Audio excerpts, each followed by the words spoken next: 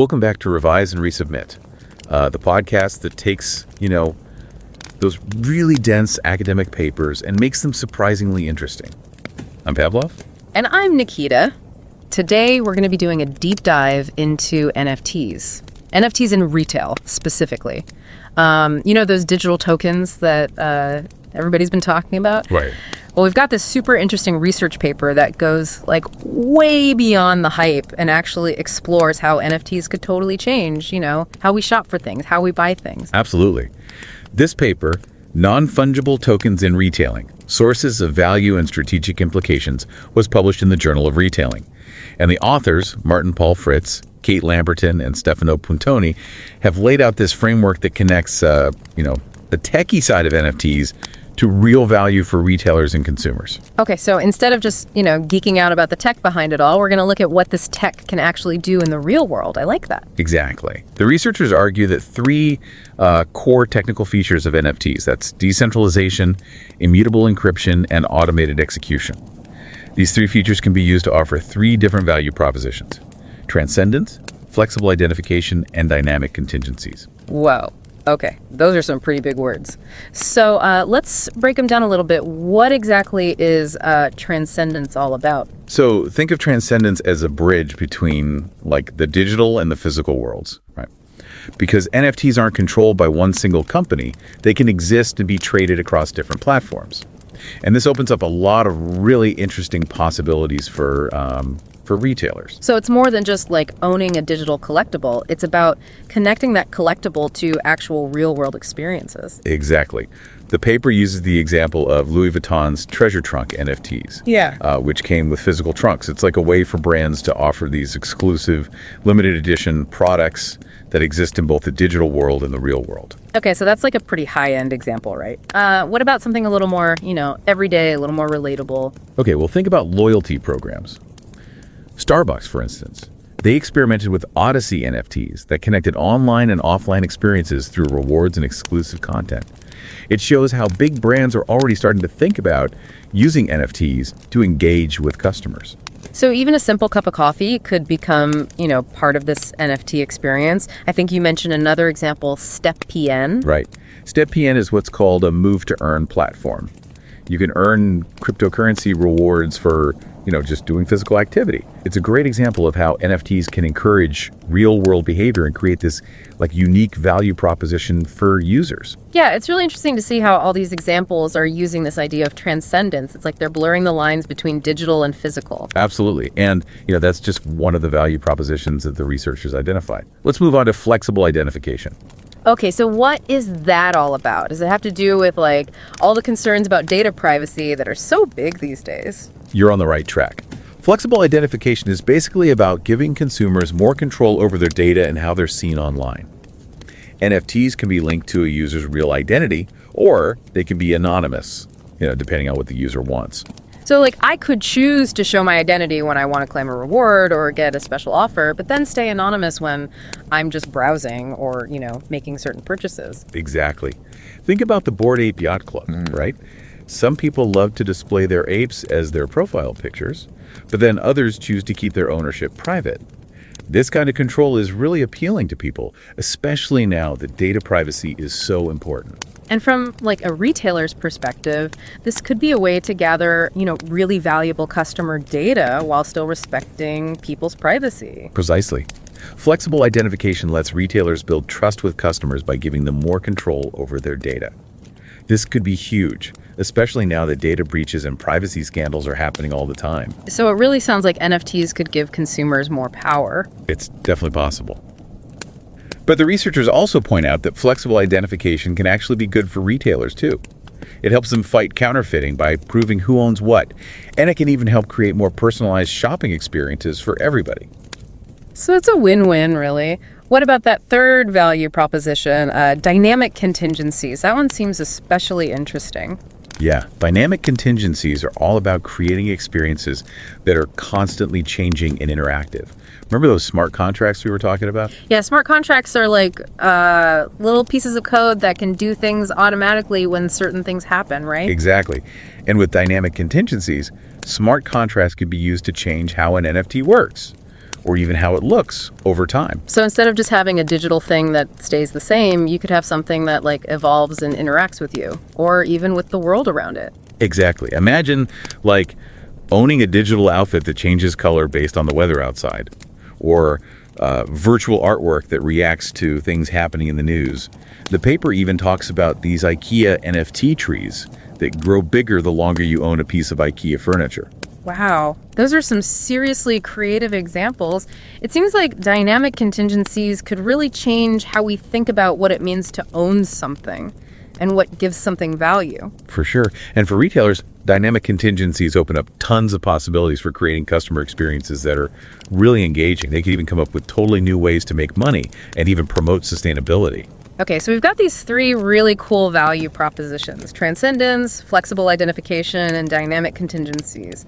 But are retailers actually interested in this stuff? Are they using it? Well, that's where things get interesting. The researchers, they actually did a survey of retail managers to see what they thought about NFTs, and the results were a little bit surprising. Okay, I'm intrigued. What did the managers say? The managers were actually really open to the value propositions. They saw how they could be good for their business and for their customers. Okay, that sounds good, but I feel like there's a but coming. Yeah, you're right. The thing is, most of them didn't really connect those ideas with NFTs. Like, they liked the ideas, but they hadn't really thought about how NFTs could help make those things happen. So there's this gap between what NFTs could do and what people understand about them. Exactly. And that's what the researchers think is such a big opportunity.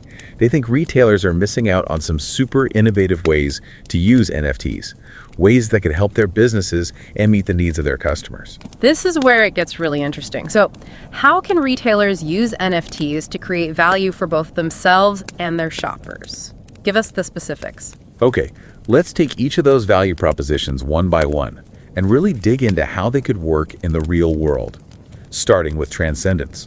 So with transcendence, it's all about access for consumers. Imagine attending exclusive virtual events or getting early access to new product launches, all thanks to owning a certain NFT. It's kind of like having a VIP pass to a brand you really like. That definitely sounds pretty cool. But what about the retailers? What's in it for them? Well, transcendence helps retailers build those strong connections with their customers and even test out new ideas. Like they could use NFTs to offer digital twins of physical products, so people can basically try before they buy in the digital world. Oh, that's really clever. It's like bridging the gap between online and offline shopping. Are there any real examples of that? For sure. Remember we were talking about those Louis Vuitton treasure trunk NFTs? Those are a perfect example of using digital twins to make something feel really exclusive and desirable. Yeah, that makes you wonder what other kinds of products could be combined with NFTs to create those kinds of experiences. That blend of the digital and the real world. The possibilities are kind of endless. You could imagine buying limited edition sneakers and getting an NFT that gives you access to exclusive content, like behind the scenes stuff, virtual wearables, or even a community of other sneakerheads. It's all about building this whole ecosystem around a product, both physical and digital. Yeah, that's a really smart way to get people loyal to a brand and build a real sense of community. Yeah. Okay, let's move on to flexible identification. We were talking about how this is all about giving consumers more control over their data. How does that actually play out in the real world? It's about having choices. Yeah. Consumers can choose to stay anonymous, or they can connect their NFT to their real identity. It all depends on the situation. Like imagine using an NFT to prove you're old enough to buy something online, but you don't have to give your name or address or anything. So it's like a digital ID card that only shares the info that's absolutely necessary. That way, your privacy is protected. Exactly. And for retailers, flexible identification can really help them build trust with customers, especially since people are more and more worried about data privacy. It's all about being transparent and giving consumers control over their own information. I can see why that would be so appealing these days, but wouldn't that make it harder for retailers to collect data about their customers? The data that helps them understand what people want? Not necessarily. While consumers might not want to share all their data, they might be more open to sharing specific things if they get something in return, like personalized offers or rewards. It's about striking a balance, between collecting data and making your customers feel good about their privacy. So it's more of a two-way street instead of just grabbing as much data as possible. Exactly. Flexible identification lets retailers gather data in a way that's more ethical and transparent, and that helps build stronger relationships with customers in the long run. Okay, let's dive into dynamic contingencies now. This one seems like it has the most potential for creativity and innovation. I mean, those examples you gave earlier, like the artwork that changes and the interactive sneakers, those really got me thinking. Dynamic contingencies are all about creating experiences that are constantly changing and adapting over time. Imagine owning a digital fashion item that evolves as you wear it in a virtual world, or a collectible that gets new features based on how you interact with it. It's kind of like those video games where your character levels up and gets new abilities, but instead of a game, it's your actual stuff. That's a great comparison. And for retailers, dynamic contingencies open up all sorts of possibilities. They can create products that tell a story, build excitement, and even reward customers for being loyal. Can you give us some real-world examples of how this could work? Okay, imagine a fashion brand releases a limited edition NFT that gives you access to special digital content, like behind-the-scenes videos or early access to new collections. Then as the customer engages with the brand more and more, the NFT could evolve and unlock more perks, like discounts, invites to events, or even personalized styling advice. Wow, it's like a supercharged loyalty program. And because it's all run by smart contracts, it can be automated and personalized for tons of people. Exactly. And remember that move to earn concept we talked about? Imagine a sportswear company releases an NFT that tracks your workouts and then rewards you with discounts or exclusive products based on how much you exercise. So instead of just buying a pair of running shoes, you're actually getting involved in a relationship with the brand that encourages you to stay active.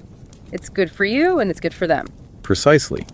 Dynamic contingencies have the potential to completely change how we think about owning products and create these really meaningful connections between brands and consumers. And let's not forget about sustainability. Dynamic contingencies could be used to encourage people to be more eco-friendly, like repairing products instead of throwing them away, or participating in recycling programs. Okay, you've definitely made a strong case for all three of these value propositions. It seems like they have huge potential for the future of retail. But before we wrap things up, I want to talk about the elephant in the room. You know, the potential downsides. The paper does mention some challenges and concerns about NFTs, right? Yeah, it does. And it's important to acknowledge those as we explore all the exciting possibilities. One concern is the risk of centralization. Like as the NFT market grows, we might see a few big platforms take over. And that could limit that whole transcendence thing we've been talking about. So it's kind of ironic that a technology that's supposed to be decentralized could actually end up becoming more centralized over time. It's a real paradox, and it's something we need to keep an eye on as things develop. Another concern is security. If people stop trusting that NFTs are secure and unique, then they might not want to use them. Yeah, that makes sense. If people don't feel like their digital stuff is safe and special, the whole thing falls apart. Exactly. That's why it's so important to keep doing research and developing NFTs responsibly. We need to address these challenges to make sure that NFTs are used in a way that benefits everyone, both consumers and businesses. Okay, so we've covered a ton of ground today. We talked about the three key value propositions of NFTs in retail transcendence, flexible identification, and dynamic contingencies. And we've looked at both the exciting possibilities and the potential challenges. It's been a great deep dive, but I think the most important question is, what does this all mean for our listeners? How can they use these insights in their own lives and their businesses? That's a great question. Wow. What are the key takeaways that our listeners should be thinking about as they navigate this new world of NFTs? I think the main takeaway is that NFTs are more than just hype. They're a fundamental shift in how we think about ownership value and engagement in both the digital and physical worlds. It's like we're on the verge of a brand new era of retail where the line between online and offline is totally blurred and consumers have more power than ever before. I couldn't have put it better myself. I encourage everyone to stay curious, keep learning, and see how NFTs might fit into their own shopping habits and their business strategies. So for our listeners who are like, okay, this is interesting, but where do I even start? How can they actually explore NFTs? Like, what should they be looking out for? Well, if you're thinking about buying NFTs, like as a consumer, pay attention to what brands are doing with them. Are they offering cool experiences? Are they giving you, more control over your data? Are they making products that actually change and do different things over time? So it's about looking beyond just like the headlines and the hype and thinking about what you're really getting, the actual value. Exactly. And if you own a business, think about how NFTs could help you reach your goals. Could they help you build stronger relationships with your customers, help you make, better, more innovative, even more sustainable products? Could they help you stand out from the crowd? It seems like there's so much potential, but it still feels pretty new, you know? Yeah, for sure. We're still in the early stages with NFT, so there's a lot of experimenting going on. But that's also what makes it so exciting. There are just so many possibilities. We've talked a lot about the good stuff, but what about the risks? So what should people be careful about? It's really important to be aware of scams. There's definitely fraud happening in the NFT world. So do your research before you spend any money and understand the risks. And remember that the value of an NFT can change a lot depending on, what people are willing to pay for it. So it's like investing in anything new. There's a chance for big rewards, but also bigger risks. Exactly. Be smart, be cautious, and don't invest more than you can afford to lose. That's solid advice for anything, really. Any other warnings for our listeners? Just remember that NFTs are a tool. They're not like a magic solution for every problem in retail. It all comes down to how they're used. Don't just follow the hype. Think about what they can actually do for you and your customers. Focus on the real value they can bring. So it's about being strategic, not just jumping on the bandwagon because everyone else is. Exactly. Think it through, plan it out, and execute it well. It sounds like the future of retail is going to be shaped by the people who can actually use NFTs the right way. I think so. The companies that really embrace this technology and use it in a smart way are going to be the ones that succeed. And the customers who stay informed are the ones who are going to benefit the most. So as we wrap up our deep dive into NFTs and retail, what's the one thing you want our listeners to walk away with today? NFTs are way more than just like digital collectibles or just something to make money off of.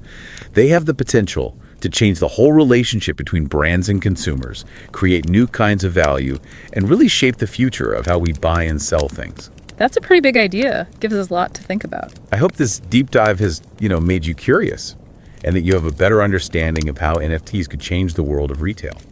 Thanks for joining us on this journey into the crazy world of NFTs. And don't forget to subscribe to Revise and Resubmit on Spotify and Apple Podcasts for more captivating deep dives like this one.